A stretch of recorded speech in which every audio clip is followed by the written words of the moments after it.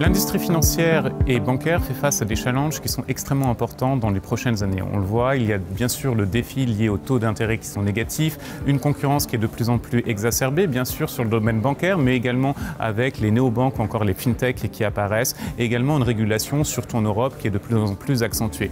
On le voit, on est donc sur un secteur qui est en plein changement. Certains disent que le secteur bancaire est finalement la sidérurgie du 21e siècle. Probablement pas, la réalité est certainement beaucoup plus contrastée, tout simplement parce que les banques ont aussi beaucoup d'avantages à l'heure actuelle pour faire face à ces défis, notamment dans certains cas aussi des relations clients qui sont tout à fait intéressantes, étroites et qui durent bien sûr sur le long terme. Et l'autre point qui est également extrêmement important, c'est que les banques ont aussi la notoriété et le cash nécessaire pour faire face aux défis. Bien évidemment, ça implique aussi d'innover, de savoir se reconfigurer, de savoir innover dans le moyen et long terme, et notamment aussi de savoir ce que va être l'agence bancaire du futur. On le voit, y compris en France, on a déjà certaines banques qui évoluent dans ce domaine-là. La réalité, c'est que le secteur bancaire, qui n'est certainement pas le secteur sur lequel les investisseurs se placent le plus aujourd'hui, a quand même un potentiel de transformation dans les années à venir qui est extrêmement important. Bien évidemment, ce sera compliqué, bien évidemment, il y aura des perdants, mais il y aura aussi quelques gagnants, ceux qui seront aptes à innover à la fois avec des collaborations externes, mais aussi aptes à innover en interne.